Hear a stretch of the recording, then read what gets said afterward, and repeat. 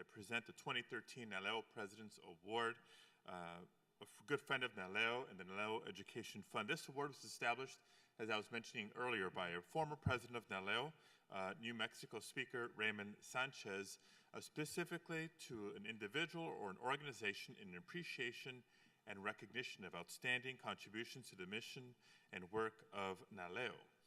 And this year's recipient has supported NALEO for more than 30 years during his career with State Farm Insurance in multicultural business development, human resources, administrative services, and government affairs. A consummate coalition builder and effective communicator, he serves on other boards as well, including the National Hispanic Corporate Council, the Congressional Hispanic Caucus Institute, the National Council of La Raza, the NALEO Educational Fund, and he's been just really imperative in a number of corporate partners coming into NALEO's support, including his employer, State Farm. Please join me in welcoming and thanking our very good friend, Mr. Art Ruiz.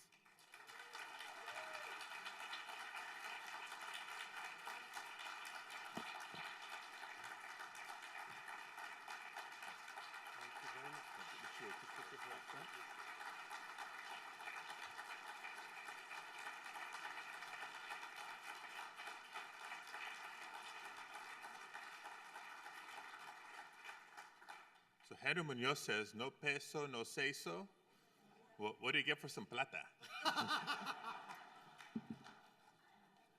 Un plata sin pasta. Okay. Well, thank you very much for sticking through this, and I do recognize we're running about 20 minutes over, so those of you who know me know it's always a danger as an ex-priest and an ex-teacher to give me a podium, with a speaker. And I have a lot I could say. I live on the border in Arizona. I have real concerns and issues I'd like to talk about immigration, about border security, lack of it, or do we have enough? But I will leave that aside today. I will be very brief, and I want to thank the NALEO family and President Padilla for this great honor. I am humbled by it. Those of you who know me well know that I just returned from Spain, spending 6.5 weeks there, and I walked the Camino de Santiago, 530 miles. I thought I'd be the oldest one on there, 64. No, I met 86-year-olds, 83-year-olds, 70-year-olds putting me to shame. And when I returned, I was sitting in the airport in Chicago, just having come back, had a message from Arturo. I called Arturo, and Arturo informed me that I was this year's recipient. So I was very overwhelmed. So my reflections upon this honor you've given me for my work goes back quite a bit to my journey in Spain. And so just a few brief reflections. One of the things that came to mind as I walked those 530 miles took me back to 99 years ago when my grandmother Casimira, Luis is gone, Casimira Valdez Gaxiola, walked with her mother and her sister from Alamos, Mexico to Bisbee, Arizona. The rest of my relatives lived within about 40 miles in Cananea. They were working for the same mining company. They just transferred jobs over to the border, which was purchased in 1856, not even part of the American-Mexican War. And so it reminded me as I walked that she had made this walk, this pilgrimage to the United States, as I was now making this spiritual pilgrimage to the bones of St. James. One of the other things that came to mind as I was walking outside of Leon and had about 125 miles to go reminded me a lot of what I heard today about the immigration reform. We're close to getting it. It seems like it's the goal.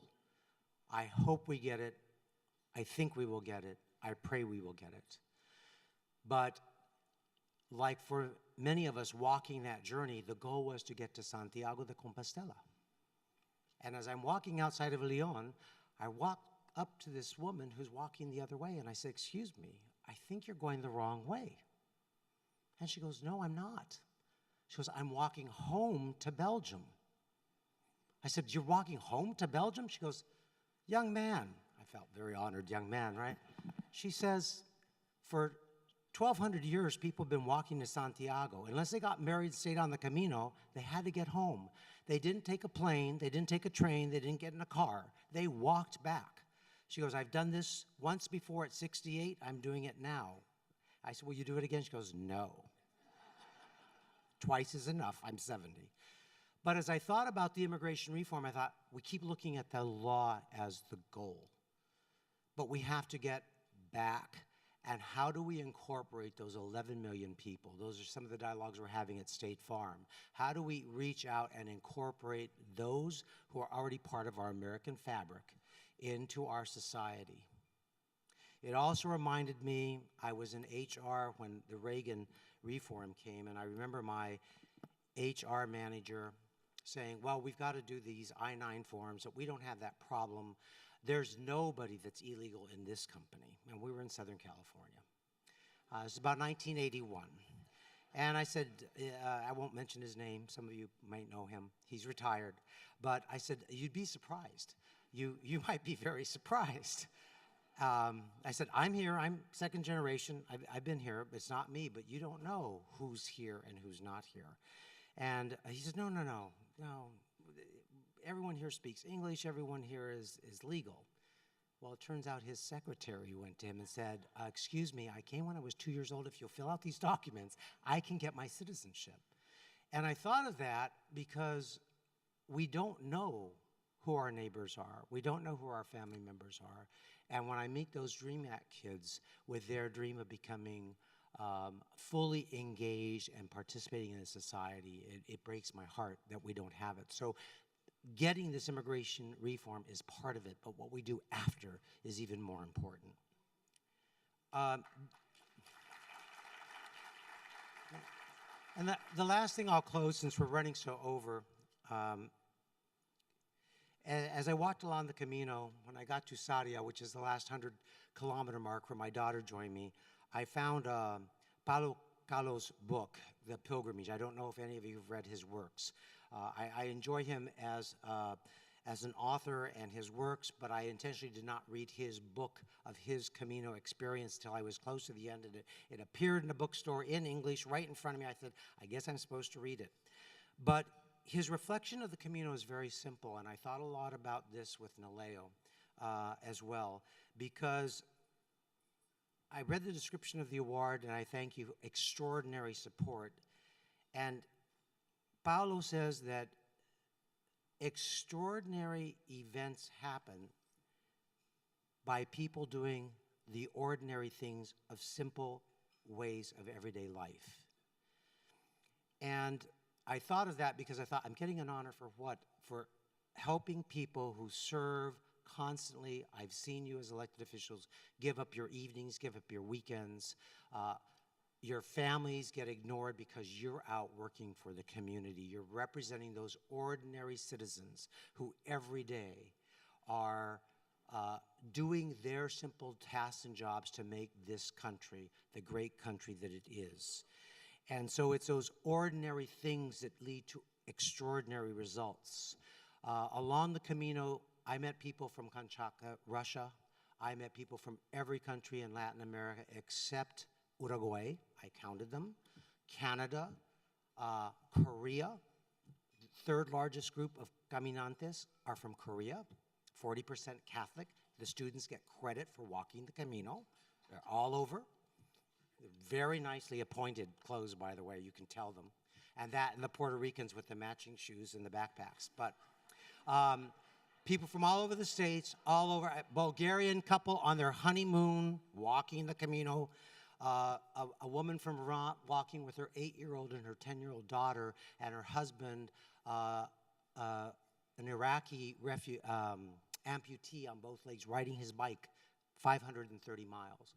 And my point is this, it reminded me of NALEO because everyone comes from all over the world, all different political persuasions, with one goal, and that's to get to Santiago. And we share the road, we share meals, we share lodging. When someone's hurt, everyone's pulling out Band-Aids. If someone couldn't get to an ATM, we're all giving them money. And we realized that if we could have an open dialogue, and I see that here a lot at NALEO, where it's not always pretty, it's oftentimes touchy, but we bring together all aspects of the dialogue to make those representing us the most educated, elected and appointed officials that this country has. And if by this honor I have contributed to that in any way, I am thankful, I am grateful, and I appreciate your recognition. Thank you.